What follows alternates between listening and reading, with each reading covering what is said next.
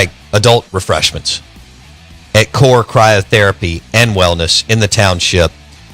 And good, hey, 30% off some of their services that day, 5 to 8 p.m.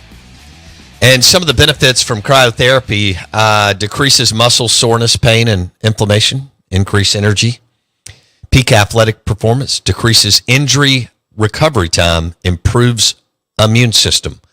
Plus, they do all the IV therapies. I've probably done it 5 or 6 times. It's pretty awesome. Blake's going to have to get in there because he's got a cold.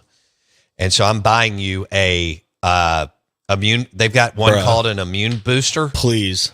After you go to the doctor today, you're going to Core and you're getting an immune booster or a Myers cocktail. All of it. And you will feel better by tomorrow. Dude, shoot me up. And it's IV therapies powered by Core Cryotherapy and Wellness in the township, right across from Sombra, where Blake used to bartend. And he pulled he channeled his inner Tom Cruise for cocktails at Sombra 10 years ago when they opened. They have a nacho dish where the chips are on the outside of the plate, Blake, and it's one of the better things on their menu. So, and their jalapenos on the I can't remember how it's, but it's an outer plate thing. I think Jeff Jones got it when I was there, and he out-ordered me, and I wasn't happy. So that's actually, before we go to Katz, that's the traditional way to make nachos. Okay. Originally, when they were made, they would make it on the flat tortilla. Okay. And then they would cut it into the pieces. Okay. Not the pile of chips that you see. I learned that when I worked at Sombra because they did so much research to open that place. They picked that up from like New Mexico or something like that. That's like the traditional way to do it. So it's less messy, and each piece has like the correct, what do you want to call it? Like percentage of ingredients on it. I actually like it. I like both. I like messy nachos, and I like the more neater nachos. But you get like the beans, the cheese, the meat, and the jalapeno on every bite, it's clutch. It is very clutch. Pair it with what? Some Patron tequila, our new partner, #1 selling tequila in the North America, I think in the world too. Like Patron Añejo or Patron Extra Añejo. All right, cool. Let's go to Michael Katz, Katz Mania. He joins us on the Farm Bureau Insurance guest line, djournal.com. He's he's on Facebook, Twitter. He's doing stuff all the time. And Katz, do you like nachos? I was going to say, I just feel like I learned a lot about Blake right there. That was really informative. Thank you. Well, he's got a cold, and we're going to get him an IV therapy, and he also likes nachos and bartended at Sombra. So you pretty much know the whole deal. Yeah, I mean that's a pretty good slice of life right there. Yeah, I appreciate you joining us, Katz. We'll catch up again. All right, so look, let's talk Lane Kiffin. I mean, he has become a quote machine. I know he's a blast for you to cover because he's just gotten to the point where he gets in front of the media and he just talks and talks and talks. Are you surprised that? I mean, we knew Spencer Sanders got hurt late in the year. I mean, I got that. I followed that. I understand he tried to come back. It didn't work out. I know he's a hell of a football player. But did you know he was hurt to the extent where he wouldn't be able to be as productive as he wanted to be in spring practice, Katz? It's interesting because you hear it from Lane will allude to it at times, and then we don't get a ton more than Spencer. We talked to him a couple of times this spring. Once, I think it was after like the first or second day, and then after the Grove Bowl, and he didn't really get into too many details about it. And then we'd see some practices, and it kind of looked like he was full go sometimes, and then there were some days he didn't do anything. And so I was actually surprised he did as much as he did in the Grove Bowl, because I think we were kind of under the impression it might be less than that. But, I think the Grove Bowl is kind of two-hand touch at this point anyway. Sure. Most scrimmages are.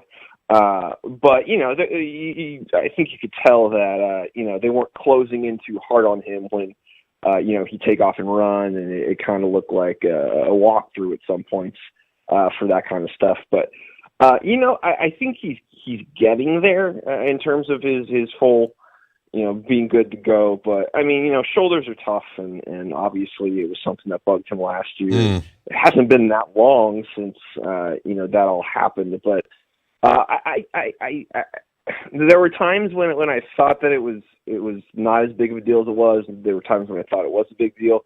And then I saw the Grove Bowl, and I was like, oh, he's playing a lot of snaps, and I thought it was going to be less than this. So it's really kind of hard to know where exactly it is, but I think they feel pretty confident it's going to be in a good spot. Okay. And I mean, I guess, because this is a long time from now, when they roll back out August 3rd or 4th or whatever date it is, I mean, the expectations are he'll be 100% ready to go, right? Yeah, I think that's. I don't think I don't think you bring in a guy like that if you don't think he's going to be, good to go. I think we saw enough from him over the last few weeks that he looks pretty good now. You give him a few months, he should be good to go. Do you think he can get within striking distance of taking over for Jackson Dart over, let's say, 20 practices in August? And that's where I think it's tough, because he as we saw, like, from Jackson last year, he's behind the 8 ball a little bit just in terms of learning a new scheme and all that stuff. Now, obviously, he had a way better Grove Bowl than Jackson did last year. I think Jackson went 11 of 30 in last year's, and there was a lot of people were like, "Oh my goodness, like what are we getting into here?" And Spencer obviously looked pretty solid for the most part on Saturday, but I think he could. I mean, he's a 4-year starter at Oklahoma State. He was a first team All Big 12 guy. He could obviously play. I mean, we've all seen it. There were obviously some consistency issues, but Dart had some consistency issues last year too. I think the big thing and the big takeaway from like this spring, and this is all a lot of people talked about, was just how Jackson was avoiding the big mistake this spring. And I think the talent's always been there with him, the ability to extend plays, to make the big play, to do the dynamic things. But there was always the chance that he would do something that would just make you kind of, face palm. And it sounds like he's avoided that this spring. And, I think he turned the ball over once during all the practices, and he didn't have any turnovers in the Grove Bowl. He just looks a lot more comfortable. And I think that, there's this perception that he was like really bad last year. He wasn't bad. No. He was, he was pretty damn good, actually. Yards. Yeah, 20 touchdowns, 600 rushing yards. Yeah, there were moments when I think it was the plays that were left on the field that kind of made people groan sometimes, or just the turnovers when they happened and when things kind of snowballed. But for the most part, he was pretty good, especially given that he came from an air raid offense at USC and was kind of learning a whole new system.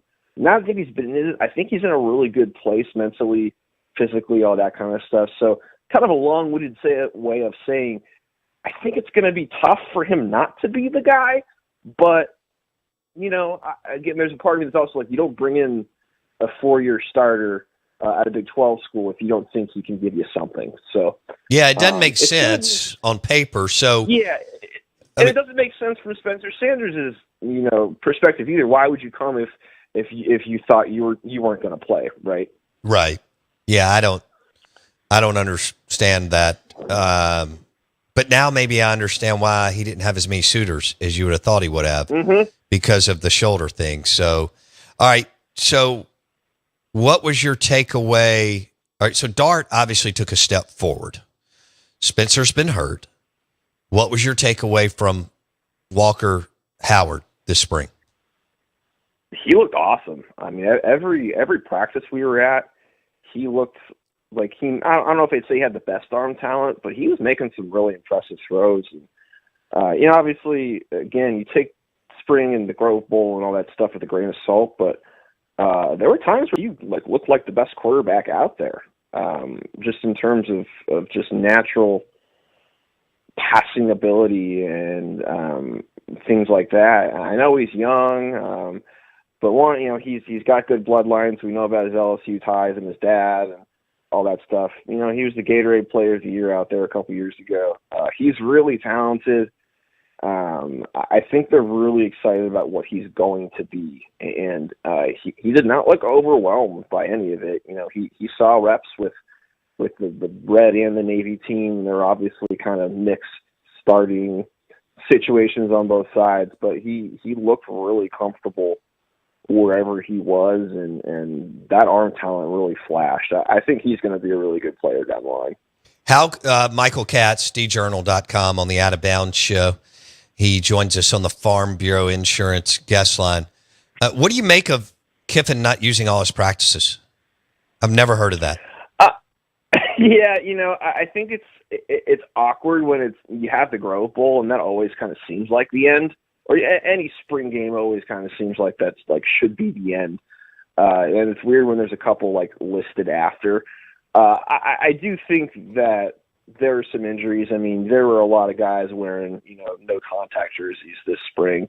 And I think you just never want to run the risk of something happening. If you leave the spring game in fairly good shape, health-wise, you probably don't want to push it. And also, it is odd that you don't use the extra 3 or whatever it was. Because again, I think most coaches want to evaluate as much as they can. But if you already had your scrimmage, maybe you've seen what you need to see or what you want to see, and I think there probably comes a point too where everybody's kind of over it. And Yeah, it's okay, let's just get to the summer program and let's move on. We had our game. We've seen enough. Let's not get anybody hurt, and we'll go on to the next phase. But yeah, no, it is different. You don't hear about that very often, but you know as well as I do that Lane Kiffin does do things differently sometimes. Oh, I love him. And like I said, I know you're loving covering him because there's always content and stories there because he's interesting. And he's been successful. So when you look at, all right, Mississippi State does a Road Dogs tour, Cats. I know Ole Miss is doing one too. You know what? You're familiar with that, right? Yeah. Yep. Okay. I don't know if it's the Rebels Road Tour or what. Does Lane go on that? I wouldn't think he does. I mean, I can't see Lane giving a speech in Greenwood, Mississippi, or even Tupelo for that matter. But does he go on that? And the reason why I'm asking is I can't remember. I feel like I remember him going on a couple of things. I don't remember what specifically it was, but it's funny you bring up Tupelo because I feel like he was in Tupelo at one point in the last couple of years, doing some sort of rah-rah thing like that. But like you said, it's not exactly his forte. No. Well, I mean, these things are antiquated and outdated anyway. They made sense in 1985. In 1995, I don't know why the two schools haven't cut the cord. I know Zach Arnett has much better things to do than be doing a Road Dogs tour to people who are, basically all over 60 years old. And anyway, I couldn't see Lane going to. I mean, look, I love Greenwood, Mississippi, and Greenville, Mississippi, and Meridian, but I just don't see Lane doing that. And I couldn't remember if last year he went on the Rebels Road Tour. I got to find that out, though, for sure. Blake, do you have something there? Well, I have a release from Ole Miss that says he and others will be going on their now sponsored sponsored Dead Soxy Rebels Road Tour. Okay. It started on March 27th. It has events all the way through June 15th. They're kind of spaced out. It says Kiffin among other people. It doesn't say whether he'll be at every one, but it does say he's included. Okay. What is that? This is an apparel place? Okay. Ole Miss NIL socks is what I'm reading. All right. Michael Katz, djournal.com, Ole Miss Insider on the Out of Bounds show. Katz, I know you did the football game. How concerned could Ole Miss fans be over what they may or may not have on defense this year? and I know it's funny because Lane was tweeting about the Florida spring game a couple days ago and how there's like no scoring, and then obviously the global happens and it's 53-52 or whatever it ended up being. I think this was, and he said it too. Like this was designed to not like be great for the defense. They were very vanilla. It sounds like the offensive play callers maybe took a few liberties with what they were supposed to do in terms of the plays they called. I think they were supposed to keep it fairly simple too, and it sounds like they did not do that, which I think is hilarious. And seems about right for a spring game, shenanigans. But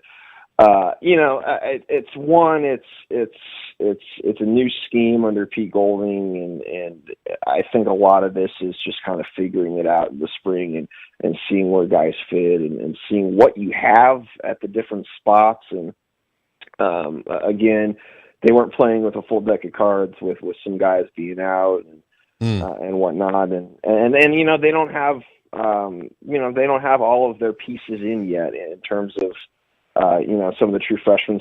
Centering Perkins is, I think, going to be a really big piece of that defense. Oh, he's big time. Later, and he's big time, and he's not on campus yet. So, he wasn't a he wasn't a January. Yeah. No, he's still in high school. So we haven't seen him yet, and so part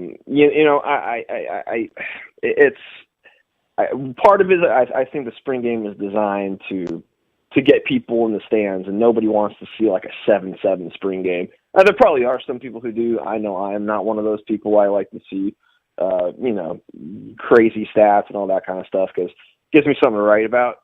But so I think there's. Do you have access to Golding, or is Lane shuts that down like Saban did this? How does that work? Yeah, so I think it depends on what bowl game they end up going to, but we get them once at the very beginning of fall camp, and that's it. Okay. And if there is a big bowl game like the Sugar Bowl a couple years ago, made like they have to have the assistants, so we got them a little bit there too. But this past season for the Texas Bowl, that was not required. So we only talked to Partridge and Charlie Weiss Jr. once all of last, which was season. August. We still have, we still haven't met with Golding. So I think we all got a lot of questions. So the waiting's the hardest part, right? Man, yeah. Okay, I forgot that Lane goes with the Nick Saban rules on assistants. Yep, it's a Saban school. Okay, all right. Michael Katz, djournal.com on the Out of Bounds show. I know you had to do football. Did you make any of the baseball in Starkville?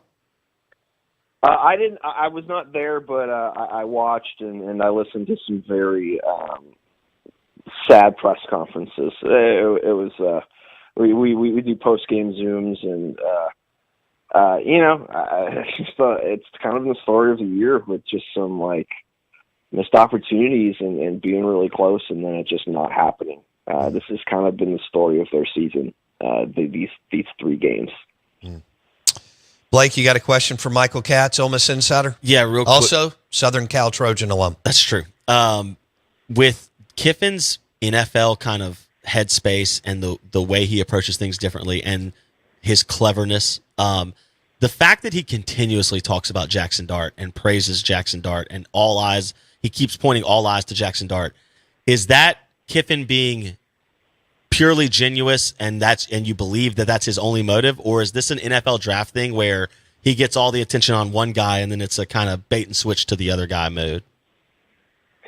I mean, it's always hard to know what's going through Lane Kiffin's head on a given moment or a given situation, just because he does play things so differently than most college coaches do.